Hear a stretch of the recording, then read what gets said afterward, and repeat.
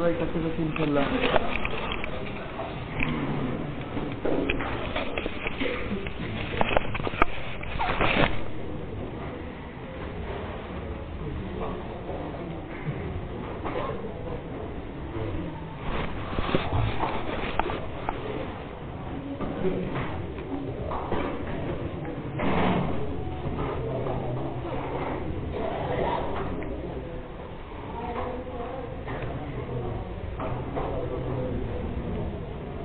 أعوذ بالله من الشيطان الرجيم بسم الله الرحمن الرحيم ألف لام ميم ذلك الكتاب لا ريب فيه هدى للمتقين الذين يؤمنون بالغيب وقال رسول الله صلى الله عليه وسلم أن تعبد الله كأنك تراه وإن لم تكن تراه فإنه يراك أو كما قال عليه الصلاة والسلام। আলী রাদিয়াল্লাহু আনহু স্বপ্নে দেখলেন যে রাসূল করিম সাল্লাল্লাহু আলাইহি ওয়াসাল্লাম নামাজের শেষে মিম্বরে হেলান দিয়ে বসেছেন। এর মধ্যে একজন মহিলা ঝুড়িতে করে কিছু খেজুর আনলেন, রাসূল করিম সাল্লাল্লাহু আলাইহি ওয়াসাল্লামের সামনে পেশ করলেন। রাসূল সাল্লাল্লাহু আলাইহি ওয়াসাল্লাম সেই ঝুড়ি থেকে একটা খেজুর তুলে আলী রাদিয়াল্লাহু আনহুকে জিজ্ঞেস করলেন যে আলী খাবে? আলী রাদিয়াল্লাহু আনহু বললেন হ্যাঁ খাবো। তো দিলেন, তো খেলেন, তো খুব মজা লাগলো। আবার রাসূল সাল্লাল্লাহু আলাইহি ওয়াসাল্লাম আরেকটা খেজুর হাতে নিয়ে আবার আলী রাদিয়াল্লাহু আনহুকে জিজ্ঞেস করলেন যে আলী খাবে? আলী রাদিয়াল্লাহু আনহু বললেন হ্যাঁ খাবো। তো ওইটাও দিলেন, খেলেন, খুব মজা লাগলো। তারপর রাসূল সাল্লাল্লাহু আলাইহি ওয়াসাল্লাম অন্যান্যদেরকে এদিক ওদিক দিতে লাগলেন আর ঘুম ভেঙে গেল। ফজরের নামাজ পড়তে গেলেন। ফজরের নামাজের শেষে ওমর রাদিয়াল্লাহু আনহু জামানাত ছিল। নামাজের শেষে ওমর রাদিয়াল্লাহু আনহু মিম্বরে হেলান দিয়ে বসলেন যেরকম রাসূল সাল্লাল্লাহু আলাইহি ওয়াসাল্লাম স্বপ্নের মধ্যে বসেছিলেন। ইতিমধ্যে একজন মহিলা ঝুড়িতে করে খেজুর আনলেন, ওই যেরকম স্বপ্নে ছিল। একটা খেজুর হাতে নিলেন, আলী রাদিয়াল্লাহু আনহুকে জিজ্ঞেস করলেন যে আলী খাবে? বলে খাবো। তো দিলেন, তো ওই স্বাদই পেলেন স্বপ্নের যে স্বাদ পেয়েছিলেন। আবার আরেকটা হাতে নিলেন, আবার জিজ্ঞেস করলেন যে আলী খাবে? বলেন খাবো। দিলেন, তো ওইটাও পেলেন, তো একই স্বাদ পেলেন। তারপর ওমর রাদিয়াল্লাহু আনহু ডাইনে বাঁয়ে অন্যান্যদেরকে দিতে লাগলেন। আলী রাদিয়াল্লাহু আনহু খুব ভালো লেগেছে, খুব স্বাদ পেয়েছেন, আর মনে মনে ইচ্ছা যে আরো দিলে ভালো, কিন্তু ওমর রাদিয়াল্লাহু আনহু অন্যান্যদেরকে দিচ্ছেন। ওমর রাদিয়াল্লাহু আনহু আন্দাজ করতে পারলেন যে আলী রাদিয়াল্লাহু আনহু বোধহয় আরো চান, তো বললেন যে রাসূল সাল্লাল্লাহু আলাইহি ওয়াসাল্লাম দিয়ে থাকলে তোমাকে আমি আরো দিতাম।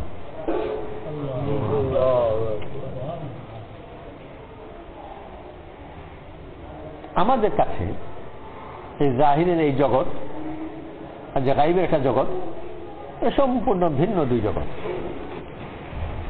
জাহিরের জগৎ তো ওইটা যেটা দেখতে পারি, স্পর্শ করতে পারি, যেখানে গরম লাগে, ঠান্ডা লাগে, নরম আছে, শক্ত আছে, মাপতে পারি, ধরতে পারি। আর গায়বের জগৎ কি? ওইটা ওই যে জগৎ সম্বন্ধে শুধু কথাই বলতে পারি, একটু বেশি না। দেখিও না, শুনিও না, গন্ধও লাগে না, ঠান্ডা গরমও বুঝি না, নরম শক্তও বুঝি না, কোনোটাই নয়, শুধু একটা কথা।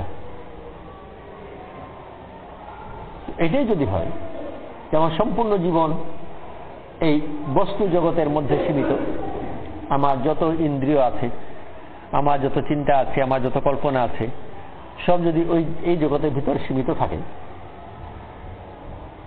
তাহলে ওই যে জগৎকে দেখতে পাচ্ছি না, স্পর্শ করতে পারছি না, কল্পনা দিয়ে, চিন্তা দিয়ে, যুক্তি দিয়ে যেখানে পৌঁছাতে পারি না, সেই জগৎ যেটাকে আমার কাছে মনে হবে অবাস্তব জগৎ, সেই অবাস্তব জগতের পেছনে একজন লোক কতদিন পরে থাকতে পারবে? আর এটাই স্বাভাবিক পরিণতি, যে জন্য যদি মেহনত করেও আরো ওই জগৎকে তার কাছে অবাস্তবই মনে হতে থাকে, তাহলে ক্লান্তি আসবে, অবসাদ আসবে, আরেক পর্যায়ে তার মধ্যে ওই উদ্যম থাকবে না যেটা কোনো এক সময় হয়তো বা ছিল। আচ্ছা, সব মেহনতের মধ্যে দেখা যায়, তবলিগে দেখা যাবে যে কোন লোক চিল্লা দিচ্ছে খুব জোশারা, গাছ করে, তালিম করে, বাই তালিম করে, দাড়ি টুপি পাগড়ি, খুব জজবা। কিছুদিন পরে আর তার পাত্তাই পাওয়া যায়, কোথায় চলে গেল। তার বিভিন্ন অংশ কিছু থাকে স্থান পরিবর্তন। ছাত্র যারা ছিল, তো ছাত্রদের মধ্যে অনেকেই খুব জিম্মাদার হিসাবে, খুব ফিকিরমন্দ হিসাবে খুব খ্যাতি। পরবর্তীতে ও সেই খ্যাতিও নাই, পরিচিতি নাই, খুঁজতু কেউ যদি করে, অনেক খোঁজাখুঁজি করার পরে কথা পাওয়া যায় যে কোথাও কোনো চাকরি করছে, চাকরিতে হয়তো বা বেশি উন্নতি করেছে, বিয়ে শাদী করছে, ঘর শাসন করছে, নামাজ পড়ে, ওটা ছাড়েনি, কিন্তু তার আগে যেটাকে প্রচলিত তবলিগের পরিভাষায় জজবা বলে, ওইসব কিছুই নেই। তো আমাদের একজন সাথী উনি বলে মাঝে মাঝে যে ওই ঘা, কারো যদি কোনো গায়ে কোনো ক্ষত হয়, ঘা হয়, তাহলে একসময় ওটা শুকিয়ে যায়। ঘা তো আর থাকে না, কিন্তু দাগ রয়ে যায়। তো তবলিগীদের ওই দাড়ি টুপি এগুলো, কিছু টুপি থাকে না, দাড়িটা কিছু থাকে, তাও একটু সংক্ষিপ্ত হয়, তো ওই দাগ রয়ে যায়। ঘা সেরে গেছে, দাগটা বাকি আছে, আর এক সময় হয়তো বা দাগও থাকবে। সবার ব্যাপারে নয়, কারো কারো ব্যাপারে। আর তার প্রধান কারণ হল যে জগৎকে সামনে রেখে যে বৈবা জগতের জন্য মেহনত করছি, যে সেসব কথার উপর, ওই কথাগুলো আমার কাছে কোনো সত্যতা নিয়ে আমার সামনে আসছে না, কল্পনা ও বাস্তবই রয়ে যাচ্ছে। কিন্তু যে ওই জগৎটাকে বাদ দেখবে, সে তো আর ওটাকে ভুলতে পারবে না, বারবার ওখানে যাবে, আর তার চোখের সামনে থাকবে, ওটা দিয়ে সে আকৃষ্ট হবে। তো আল্লাহ তাআলা আম্বিয়া আলাইহিসসালামকে পাঠিয়েছেন দ্বীনের একটা মেহনত দিয়ে। দ্বীনের মেহনত বলতে আমরা অনেকের কাছে বা বড় একটা অংশের কাছে বাস্তবিক যে আল্লাহর হুকুম মতো যদি চলি, শরীয়তের পাবন্দির সাথে যদি চলি, তাহলে আমার এই বস্তু জগতের ভিতরে যে জীবন আছে, এই জীবনের ভিতর নানান সমস্যার সহজ সমাধান পাব, নানান পেরেশানি থেকে মুক্তি পাব, কারণ আমি দিনদার। পরিবারের অনেক অশান্তি থেকে বাঁচতে পারবো, যেমন দিনদার হওয়ার কারণে আমার ব্যয় অনেক কমে যাবে, পরিবারের চাহিদা অনেক কমবে, সমাজের সাথে চলতে থাকলে অনেক প্রয়োজন, অনেক উপার্জনের প্রয়োজন ছিল, সেগুলো প্রয়োজন হবে না। এই যে সুবিধাগুলো পেলাম, তো ওরকম নানান ধরনের ফায়দাগুলো পাবো এই বাস্তবে, দুনিয়ার জীবনে, এটাকে বাস্তব জীবন বলি। আর এই যে ফায়দাগুলো যেগুলো পাবো, এগুলো সত্য, আর এগুলো আল্লাহ তাআলা ওয়াদাও করেছেন, আর রাসূল সাল্লাল্লাহু আলাইহি ওয়াসাল্লামের দিকে উৎসাহিতও করেছেন, আর আল্লাহ তাআলা ওয়াদা খেলাফ করেন না, ঠিকই দেন। কিন্তু এই দুনিয়ার এই ভালো জীবনকে সামনে রেখেই যদি আমি দিনদারি করি, তো যেটাকে আমি ভালো জীবন মনে করি, এই ভালো জীবন তো অনেকগুলো দিন ছাড়াও পেয়েছে, আর এখনো পাই। আমি না হয় দিনদার হওয়ার কারণে আমার ব্যয় কিছু কমে গেল, আর আমার কিছু পেরেশানি কমে গেল, তা আমারই ভাই, আমারই ছোট ভাই, সে দিনদার নয়, তার ব্যয়ও কমেনি, কিন্তু তার উপার্জনও অনেক বেশি, আমার চেয়ে 100 গুণ 10,000 গুণ বেশি উপার্জন করে। তো তার তো কোনো অসুবিধা নেই দিন না থাকার কারণে। তো এই দুনিয়ার এই জীবনেই যদি ভালো মন্দ মাপ হয়, এটার জন্যে দিনদারি উপকারী হতে পারে অনেকের জন্য, কিন্তু জরুরি নয়। কারণ দিনদার ছাড়াও অনেকের স্বাস্থ্য ভালো। আমি না হয় নামাজ পড়ি, রোজা রাখি বলে আমার স্বাস্থ্য ভালো, ডাক্তাররা বলে যে নামাজ পড়া বলে স্বাস্থ্য ভালো থাকে, রোজা রাখলে স্বাস্থ্য ভালো থাকে ইত্যাদি, ভালো কথা, আমার সেই হিসেবে স্বাস্থ্য ভালো। কিন্তু আমার যে আরেকজন চাচাতো ভাই আছে, তো নামাজও পড়ে না, রোজাও রাখে না, তার সাথে আমার চেয়ে আরো ভালো। তো কোনো যুক্তিই টিকবে না। ভালো, সব ঠিক আছে, মিথ্যা কোনটাই নয়, কিন্তু এটাই যদি হয় যে ও তো নমাজ রোজা না করে তার স্বাস্থ্য আরো ভালো, নমাজ রোজা না করে সে আমাকে আরো ভালো আছে, মান সম্মান আরো বেশি পাচ্ছে, তো এইটাই যদি হয় তো স্বাভাবিকভাবে নিজের মনে এক পর্যায়ে সন্দেহ ঢুকতে আরম্ভ করবে। এটা যদি আমি পেতে চাই তাহলে এত কষ্ট করা কি? তো যে এক সময় খুব জজবার সাথে চিল্লাইতে দিয়েছে, কিছুদিন পরে সে মনে করা যায় একটা ভালো চাকরি পেয়ে কোথাও আছে, তো ও সহকর্মীদের মধ্যে দেখবে চিল্লাও দেয় না, নামাজও পড়ে না, কিন্তু ওর চেয়ে কোনো খারাপ নয়, বরং অনেক ক্ষেত্রে ভালো। আর তার কাছে মনে হবে যে আমি যে ব্যতিক্রমী হয়ে গেলাম টুপি দাড়ি জুব্বা জবা ইত্যাদি নিয়ে, এই ব্যতিক্রমী হয়ে যাওয়ার কারণে আমার এই পেশাগত জগতে আমার অগ্রসর হওয়া মুশকিল হবে, সবার সাথে যদি আমি না থাকি। আর সাথে থাকলেই তো আমি ভালো জীবন পাচ্ছি। তাহলে এগুলো আস্তে আস্তে করে বর্জন করি, তো হঠাৎ করে রাতারাতিও পারা যাবে না, ধীরে ধীরে। মূল কথা হলো যে যে গায়বের জগৎকে সামনে রেখে আল্লাহ তাআলা দ্বীনের দাওয়াত দিয়েছেন ওইটা আমার চোখের সামনে নেই। একটা কথা মাঝে মাঝে জপি, কিন্তু সেই কথার কোনো বাস্তবতা আমার কাছে ধরা পড়ে না, অবাস্তব মনে হতে থাকে বারবার। আর বাস্তব জীবন তো ওই জীবনই যেটাকে আমি দেখছি, ধরতে পারি, ছুতে পারি, যেটা গুনতে পারি, এত টাকা দিলে এত টাকা হয়, যে প্রচুর আছে যে কত ধানে কত চাল হয়, মাপতে পারি। আর ওই যে গায়বের জগতের কথা বলছি ওইটার কোনো বাস্তব রূপ তো চোখের সামনে নেই। আল্লাহ তাআলা আম্বিয়া আলাইহিস সালাতু ওয়াস সালামকে যে দিনে যে মেহনত পাঠিয়েছেন, সেই মেহনতের এটা কোনো গুরুত্বপূর্ণ অংশই ছিল না যে দুনিয়াতে ভালো জীবন পাবে, যদিও এটা আল্লাহ তাআলা ওয়াদা, আর আল্লাহ তাআলা দিয়েও থাকেন ওয়াদা, আল্লাহ তাআলা খারাপ করবেন না, নিশ্চয়ই দেন। এরপরেও নবীদের দাওয়াতের মধ্যে এটা কোনো গুরুত্বপূর্ণ অংশ না। আসল দাওয়াত তো হলো আখিরাতের দাওয়াত, আর ওই আখিরাতের দাওয়াত থেকে কেউ যখন অগ্রসর হবে, চোখের সামনে আখিরাতের দাওয়াত ভাববে, তবেই সে ওই এর হকিকত পাবে এবং তার স্বাদ পাবে। একটা কথা বলা হয় হালাওয়াতুল ঈমান, হাদিস শরীফে এই কথা এসেছে, ঈমানের স্বাদ। তো প্রত্যেক জিনিস তার একটা স্বাদ আছে। তো ছাত্র যে পর্যায়ে ছাত্রকে ঠেলে ঠুলে পাঠশালায় পাঠাতে হয়, আর পাঠশালায় গিয়ে সে মাস্টারের বেতের আঘাত তাকে সহ্য করতে হয়, আনন্দ কিছুই পায় না, ওই পর্যায়ে কতদিন পর্যন্ত সেইভাবে চলবে। কিন্তু যারা পড়াশোনা করে এক পর্যায়ে তাকে এটা অতিক্রম করে ওই অবস্থায় চলে যায় যে এখন যদি মা বাপ তাকে বলেও যে ভাই তোমার আর পড়াশোনার দরকার নেই, সে আরো পড়তে যায়, ইউনিভার্সিটি ভর্তি হতে যায়। তার বাপ বলে যে আমরা গরিব মানুষ, তোমার খরচ আমি বহন করতে পারবো না, বরং তুমি এসে আমার এখানে আমার কাজে সাহায্য করো।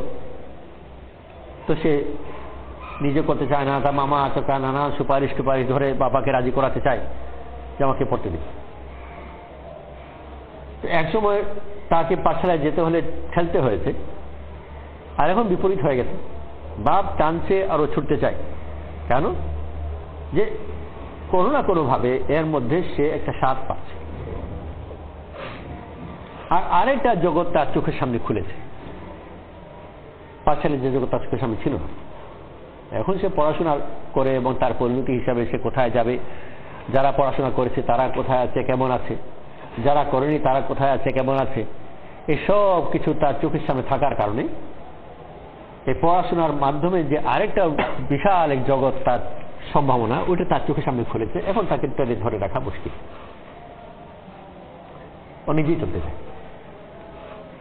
যে ছেলে দোকানে এক সময় বসেছে, তো বাপ জোর জবরদস্তি তাকে দোকানে বসিয়েছে, মন লাগে না, ওরই এক সময় খুব মন লাগতে লাগে।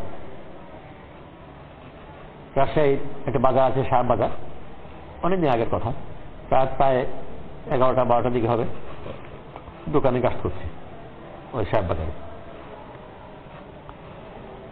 একটা দোকানে পেলাম একটা কম বয়সী ছেলে বলা যায়, ছাত্র মতো বয়স। ওর সাথে কথাবার্তা বলছি। ওকে জিজ্ঞেস করলাম যে তুমি দোকানে কখন এসছো? সকাল 9টায়। আর তখন রাত, অনেক রাত, আগে কথা মনে নেই, হয়তো 11:30 ধরা যাক। প্রায় দোকান বাজার নির্জন হয়ে গেছে। 9টা থেকে তুমি যে এখানে প্রায় 12টা পর্যন্ত এখানে দোকানে জমে বসে আছো, তোমার বয়সের ছেলে যারা দৌড়াদৌড়ি করতে থাকে, তোমার একটা কষ্ট হচ্ছে না? আমি ওকে জিজ্ঞেস করলাম।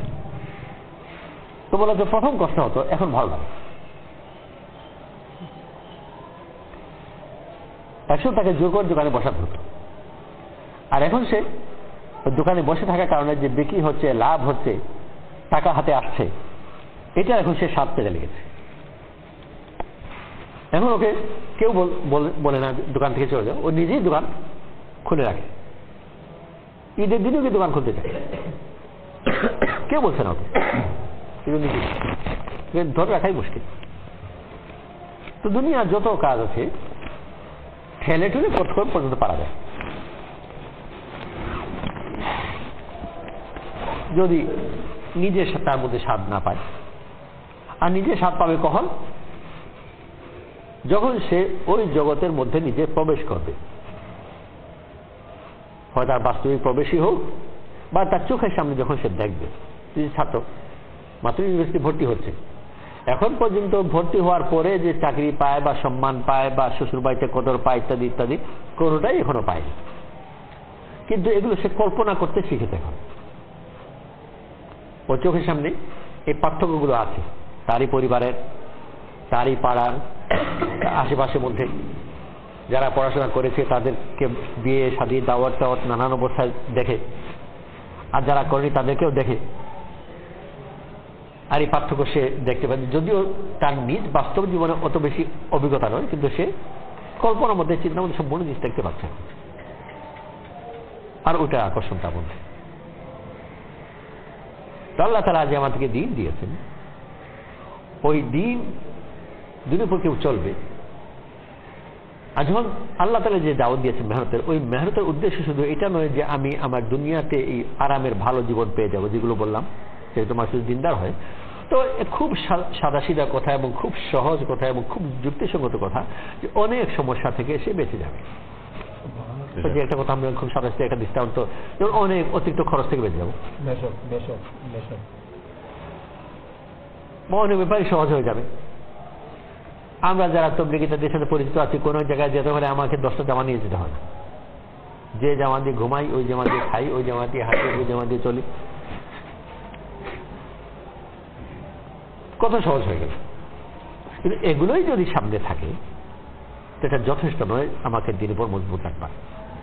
কারণ এই যে কথা বললাম যে দিন থেকে দূরে তার জীবন, তার না হয় এক জামার জায়গায় 10 জামা লাগে, কিন্তু 10 জামা নিয়ে যাওয়ার জন্য তার চাকর বাকর, টাকা পয়সা, গাড়ি ঘোড়াটাও আছে, অসুবিধা কি? আমি নিজে বহন করে ব্যাগের মধ্যে একটা জামা নিয়ে যাচ্ছি, ও সে তার গাড়িতে করে 10টা জামা নিয়ে যাচ্ছে। তো আমার দিন থাকার কারণে ওর মোকাবেলায় তো আমার এমন কোনো সুবিধা নেই। আমার মনে চাইবে যে আমি ওরকম চলি, 10 জামা বদলাবো, গাড়ি ঘোড়াও থাকবে। দিন দিন তো এটা পাওয়া যায় না, মন্ত্রকে এটা খুব বেশি দেখা যাচ্ছে না। যাদের কাছে এই সুবিধাগুলো আছে তারা যে বেশিরভাগ খুব দিনদার দিকে আদায় করতে পারে তা তো আর নয়। এটাই যদি আমার চোখের সামনে থাকে, যদিও কথা সত্য, কিন্তু এটা আমি দিনের উপর রাখতে পারবে না। এর চেয়ে ভালো বিকল্প নজরে আসে। আর যখনই সে ভালো বিকল্প দেখতে আরম্ভ করবে তখন সে দিন ছাড়তে আরম্ভ করবে। দিনের উপর সেই মজবুত থাকবে আল্লাহ তাআলা যে গায়বের জগতে দাওয়াত দিয়েছেন, সেই জগৎ যখন তার চোখের সামনে খুলবে। আর ওইটা তো এমনই জগৎ যে এক ঝলক দেখবে ও একেবারে বেদিশা পাগল হয়ে যাবে। ফরিদুদ্দিন আত্মার রহমতুল্লাহ আলাইহি ওই প্রাথমিক অবস্থায় যে ঝলক দেখে ঠিক ভালো করে আন্দাজ করতে পারে না, এটা তো এক ঝলক দেখলো, তারপর আবার আর ধীরে ধীরে পরবর্তীতে এটা তার কাছে পরিচিত হয়ে যায়। যেরকম গ্রামের লোক বাইরে থেকে জানালা দিয়ে রাজবাড়ির ভিতরটা এক ঝলক দেখলো, আর আরেক হলো সে যে নিজেই রাজা হয়ে গেল, সেই রাজবাড়িতেই থাকে, তো কত পার্থক্য। যখন নিজে রাজা হয়ে যায় তখন ওটাতে স্বাভাবিক হয়ে যাওয়ার জন্য, যখন বাইরে থেকে জল দেখে সে তো বেদিশা হয়ে জিনিসটা কি বুঝতেই পারলাম না। তো তার কথা এরকম দৃষ্টান্ত দিয়েছেন যে কোনো এক রাজকুমারী, দুনিয়ার যত গুণ আছে, যত সৌন্দর্য আছে, সুন্দরী ইত্যাদি, সে আশিক হয়েছে রাজবাড়ির এক গোলামের জন্য সে আশিক, সে পাগল, ওই গোলামকে চায়। ওর সখী যারা আছে, ওর খিদমত করে, তাদেরকে বললো যে এই ব্যাপার। তারা এক পর্যায়ে বলল যে ঠিক আছে, আমরা দেখি কি করা যায়।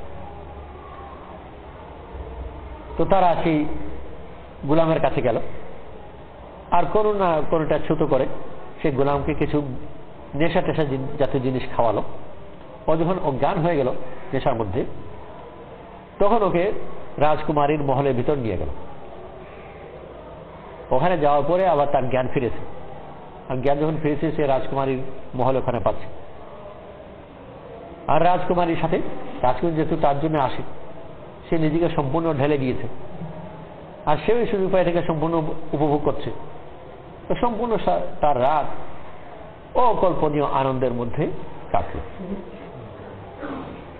আবার যখন ভোর হলো, তো ওই সখীরা আবার তাকে নেশা করালো, আর তার আগে জায়গায় তাকে ফেরত এনে পাঠালো। ও যখন জ্ঞান ফিরেছে, ও একেবারে বেতালা, কি হয়েছে কিচ্ছু বুঝতে পারে। রাতের এই অবস্থাগুলো মনেও পড়ে, কিন্তু গিয়েছে কেমন করে তাও জানে না, এসেছে কেমন করে তাও জানে না। আর যার ফলে তার সম্পূর্ণ অবস্থাগুলো সত্য না মিথ্যা, বাস্তব না কল্পনা, তাও সে কিছুটা করতে পারছে না। এটা অবাস্তব, অসম্ভব ধরনের কল্পনার মধ্যে সে পাগলের মতো বেদিশা হয়ে থাকবে। ধীরে ধীরে যে অবস্থা স্থায়ী হয়, যেমন পরবর্তী ধাপ কল্পনা করা যাক যে রাজকুমারীর সাথে তার আনুষ্ঠানিকভাবে বিয়েই হয়ে গেল, আর তাকে রাজকুমারী বানিয়ে রাজকুমারের মর্যাদা দেওয়া হলো, এটা তার স্বাভাবিক জীবনই হয়ে গেল। তখন তো ধীরে ধীরে সম্পূর্ণ জিনিস তার জ্ঞানের মধ্যে ফিরে আসবে। আর যখন ওই এক রাত তাকে নেশার অবস্থা নিয়ে গেছে, আবার নেশার অবস্থায় ফেরত দিয়েছে, ও তো কিছু আন্দাজ করতে পারবে না যে কোথায় কি ঘটছে। ঠিক যেমন কখনো কখনো শুনি যে জিন্না নাকি ধরে নিয়ে গেছিল, আর নিয়ে গিয়ে তাদের রাজ্যের মধ্যে শহর, রাজমহল, জিন্দের রাজা বাচ্চা সব কিছু দেখেছে, আবার ফেরত এসে গেছে। ফেরত এসে তার যেখানে ছিল তার কামরার মধ্যে নিজেকে দেখেছে, মাঝখানে যে কোথায় গেল কি হলো কিছু আন্দাজ করতে পারে। তো দিনের যে মেহনত করবে আর অগ্রসর হতে থাকবে, তো ধীরে ধীরে আল্লাহ তাআলা তাকে ওই গায়বের যে একটা অসীম জগৎ আছে, সেই জগতের সাথে তার পরিচিতি দান করে। প্রথম পর্যায়ে তো এটা ঝলকের মতো থাকবে, যেটা ওকে একেবারে বেদিশা বানাবে, কিন্তু সেই অবস্থা সবসময় থাকবে না, বরং এক অবস্থায় তার অবস্থা স্থায়ী হয়ে যায় আর স্বাভাবিক হয়। দুনিয়ার ময়দানে মনে করা যায় একটা গরিব কৃষকের ছেলে, সে শহরে এলো, কোনো কারণে বড় লোকদের নজরে পড়লো, তার বন্ধু বান্ধব খুব ধনী বড় লোক, তারা তার বাড়িতে দাওয়াতে কখনো নিয়ে গেল। তো এই ধরনের যে বাড়ি থাকে আর এই ধরনের যে দুমদামার খাবার দাবার থাকে আর ঘরের মধ্যে সে এসব আসবাব থাকে, সেগুলো নিয়ে এগুলো দেখেই চিন্তাই করেনি, কৃষকের ছেলে। তো প্রথম সবুজ তার কাছে আশ্চর্য লাগবে আর দুর্বোধ্য লাগবে, নানান প্রশ্ন জাগবে। কিন্তু ধীরে ধীরে ওই পরিচিতিটা তার যে বাড়তে থাকে, বারবার যাওয়া আসা করে, এক পর্যায়ে ওই বাড়ির মেয়ের সাথে তার হয়তো বা বিয়েই হয়ে গেল, আর সে নিজেও এতদিনে বিরাট বড়লোক হয়ে গেছে। এখন আর সে যে কৃষকের ছেলে ছিল ওগুলো তার কোটা মনেই নেই, সে নিজেই একটু বড়লোক। তখন এই অবস্থা তার কাছে একবার স্বাভাবিক লাগে। আর তো যে মাঝখানে যে একটা অস্বাভাবিক যে বলছি যে বেতালা অবস্থা ছিল, ওইটা আর থাকবে না। আল্লাহ তাআলা দিনে যে মেহনত দিয়েছেন, মেহনতের আসল কথা তো হলো তাকে ওই গায়বের জগতের সাথে পরিচিত করিয়ে দেওয়া। যত আমলগুলো আছে সব আমলই তাকে এই জগৎ থেকে সরায় আর গায়বের জগতের সাথে কাছে নিয়ে যায়।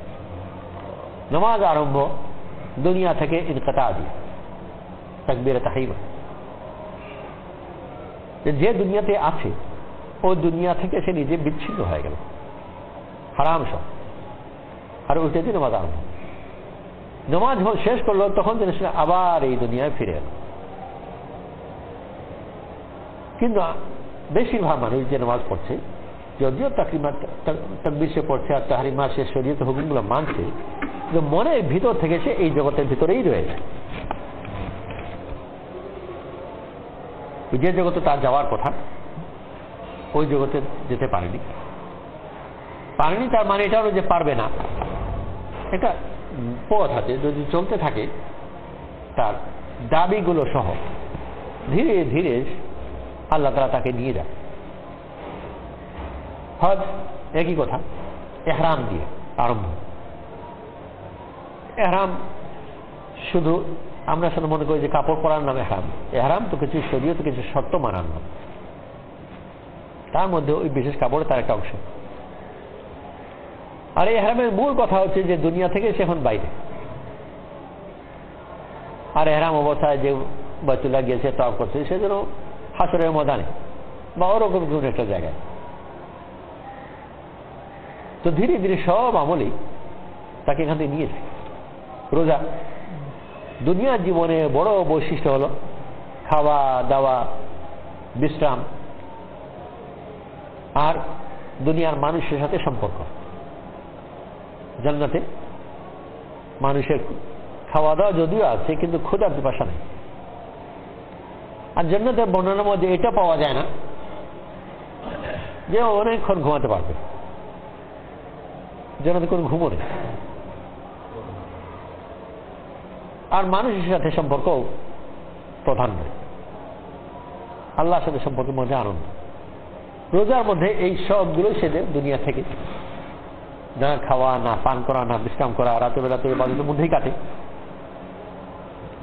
সব আমলগুলো তার প্রান্ত হলো তাকে এই দুনিয়া থেকে সরিয়ে আখিরাতের জগতে নিয়ে যাও।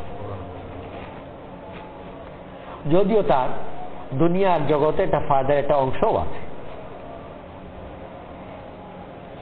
যে নামাজ তাকে আল্লাহর সাথে পরিচিত করিয়ে দেয়, আল্লাহর কাছে নিয়ে যায়। যে কথা বলা হয়েছে ওয়াকিমুস সালাত লিযিকরি, আল্লাহকে স্মরণ করবার জন্য নামাজ। একটা স্মরণ করা মানে একজনকে ভুলে যাওয়া। মানুষ একসাথে দুজনকে মনে রাখতে পারে না। আল্লাহকে মনের মধ্যে আনবে তো তার আশেপাশে এগুলো সে ভুলে যাবে। আল্লাহর নিকটে যাবে তো যাদের সে নিকটে ছিল তাদের থেকে দূরে চলে যাবে। তো তার জাহির দিকও আছে, ওই যে ডাক্তাররা বলে যে স্বাস্থ্য ভালো হয়, কথা মিথ্যা, কিন্তু এটা তার প্রাণ। আর এই জন্য রাসূল সাল্লাল্লাহু আলাইহি ওয়াসাল্লামের কথা ইত্যাদির মধ্যে এই ফায়দাগুলো উল্লেখ পাওয়াও যায়। কিন্তু পরবর্তীতে ডাক্তার আবিষ্কার করেছে, আবিষ্কার যে মিথ্যা করেছে, ভুল করেছে সেই কথা বলছি না, কিন্তু এটা কোনো গুরুত্বপূর্ণ ব্যাপার নয় যে রাসূল সাল্লাল্লাহু আলাইহি ওয়াসাল্লাম ওই ব্যাপারে আমাদেরকে জানিয়েছেন। রোজার মধ্যে একই কথা। বর্তমান দুনিয়াতে মানুষ বলে যে মানুষের স্বাস্থ্যের প্রধান সংকট হলো অতিরিক্ত খাওয়া, দুনিয়া বড় একটা অংশ। আর রোজা যদি ঠিক মতো রাখে তো এখান থেকে সে রেহাই পায়, তার স্বাস্থ্যের জন্য অনেক উন্নতি হয়। কিন্তু রাসূল সাল্লাল্লাহু আলাইহি ওয়াসাল্লামের কোন হাদিসের মধ্যে রোজার এই উপকারিতা কোনো আলোচনা তো খুঁজে পাওয়া মুশকিল। এত যদি ফায়দা জিনিস তো বললেন না কেন, তো গোপন রাখা কি দরকার ছিল? এটা এমন কোনো ওজনই নেই আসলে। এটাও যে এটা বলবার জিনিস, এটাও যে বলতে হবে, এটা কোনো সময় আল্লাহ ওয়ালাদের খেয়ালের মধ্যেই আসেনি। মানে যে গরু বিক্রি করছে অনেক দুধ দেয়, সেই গরু আবার অনেক গোবরও দেয়, আর সেটাও কাজে লাগে। তো গরু যে বিক্রি করছে অনেক দুধ দেয়, তার কাছে এই কথা বলাও যুক্তিসঙ্গত হতে পারে যে আপনি যে দুধ তো পাচ্ছেন, অতিরিক্ত অনেক ভালো গোবরও পাবেন। এই কথা বলা যুক্তিসঙ্গত, অযৌক্তিক। কারণ যে গৃহস্থ যে কিনছে ও গোবরকে ব্যবহার করে, তার কাছে গোবরের মূল্য আছে। এইটুকুও যদি মূল্য থাকতো তাহলেও তো আল্লাহ ওয়ালারা নামাজ রোজার এই ফায়দাগুলোর কথা বলতেন, গোবরের পরিমাণও যদি মূল্য থাকতো, কিন্তু কোনো উল্লেখই নেই। সব ফায়দা আল্লাহর সাথে পরিচয় করিয়ে দেওয়া। আর এটা পান তখনই যখন সে নিজেকে ওই দুনিয়া থেকে বিচ্ছিন্ন করবে, যেটা হুকুমের মধ্যে জাহিরি ভাবে আছে, তাহরিমার মধ্যে আছে, ওটা যেন বাস্তবে সে নিজের জীবনে আনে। সাহাবাদের জীবন, ওলি আল্লাহদের জীবনের মধ্যে এই মাসটাই প্রবল, পরবর্তীকালেও তাই, এখন তবলিগের মধ্যেও তাই। সরানো, ওর কাছে যেটা বাস্তব জগৎ বলা হয় ওই জগৎ থেকে সরানো। তরিকার মধ্যে তো মুরিদ হলেন, ওর কাছে যেটা বাস্তব জগৎ মনে হয় ওটা থেকে তাকে সরানো। আর ওই তরিকার মধ্যে গিয়ে যে জিনিস শেখরা চাইতেন যে ও খুব আমল করতে বলা হোক, এইটার মধ্যে তার সার্থকতা মাপতেন না, বরং সার্থকতা মাপতেন যে ওর কাছে যেটা তার বাস্তব জগৎ ওইটা সে কতটুকু ভুলতে পারল।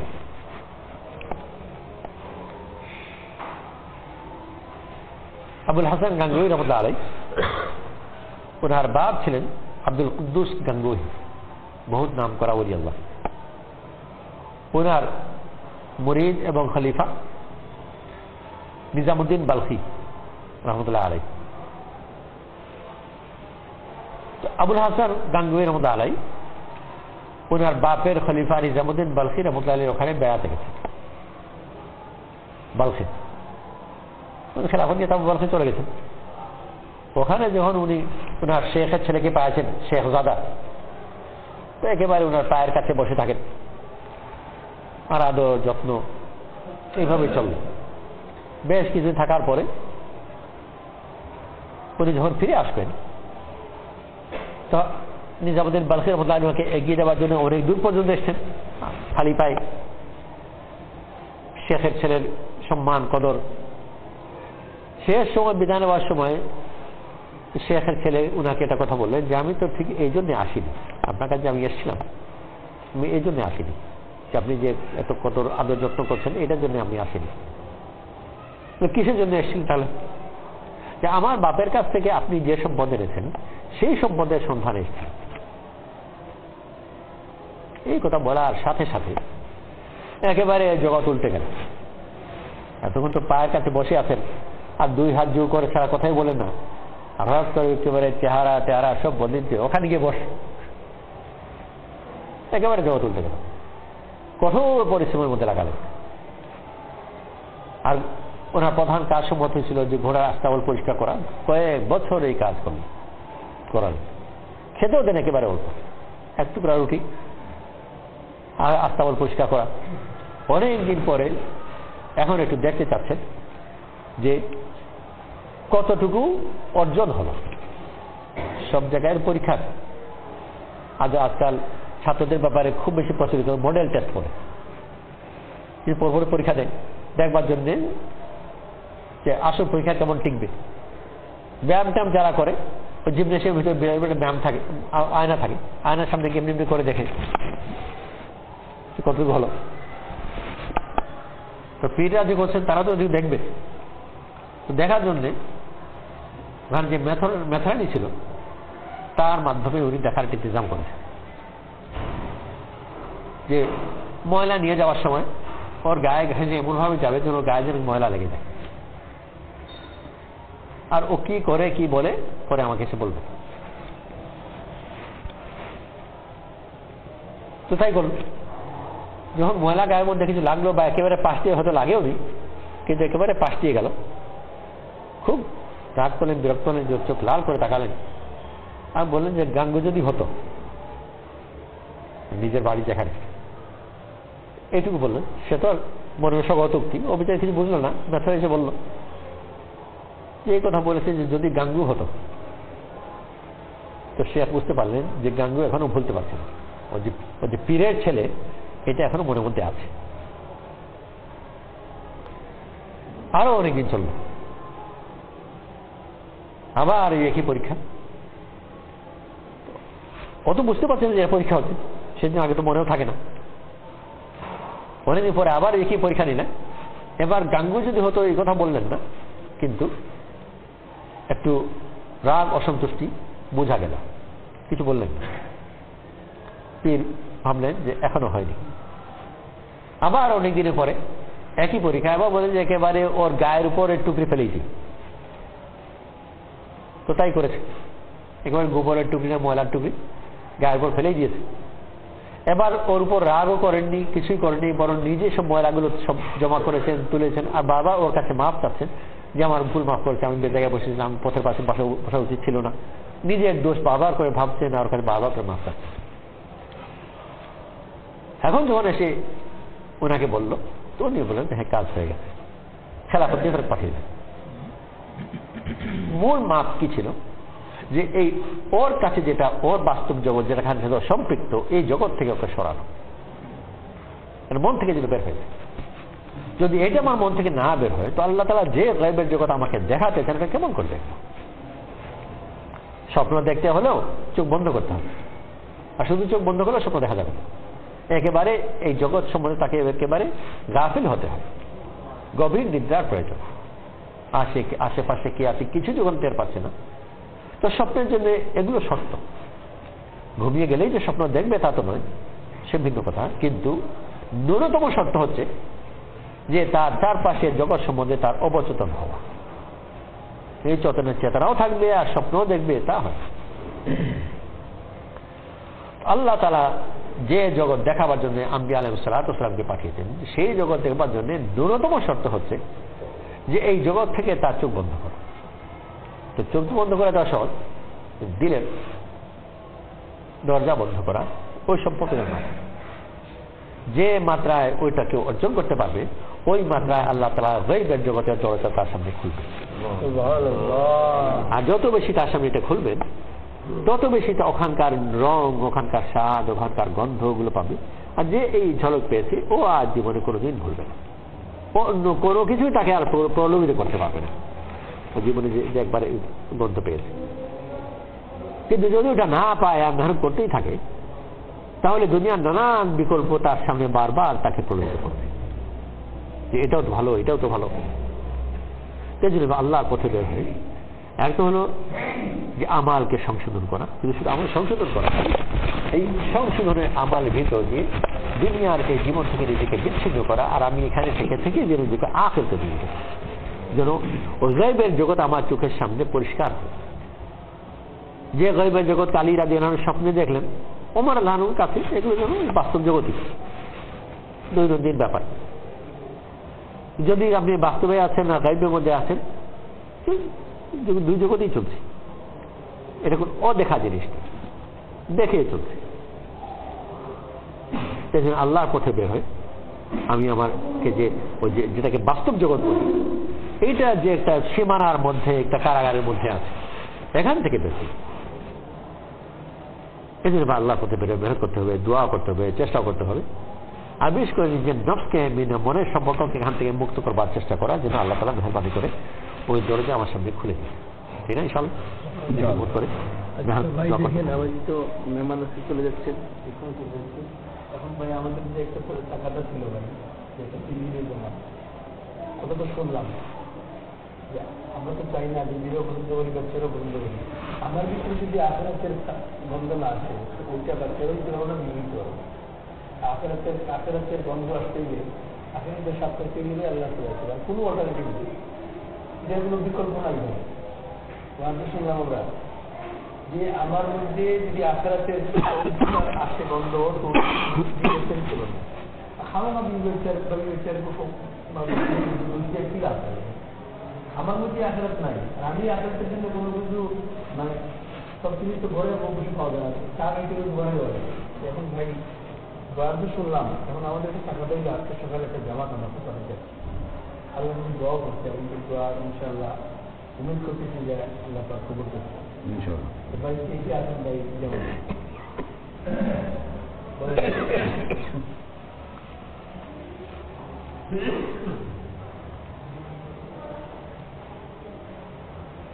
আমার মাশাআল্লাহ মাশাআল্লাহ আল্লাহ কবুল করুন। আর কি আছে এসব তো নাম দিন, আছে মাশাআল্লাহ, আর কি আছে বলি ভাই,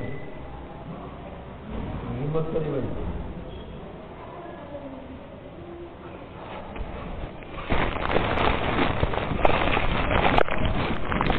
বলি ভাই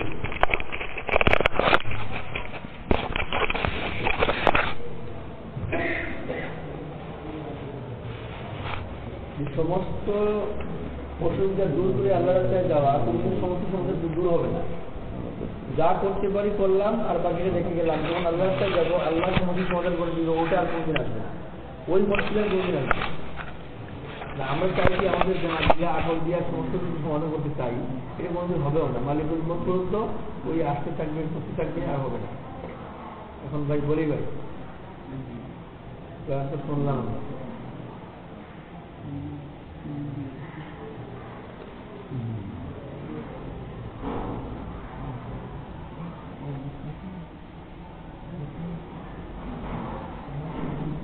কি করা যায়, এসে মাঠ করা দেন আপনারা।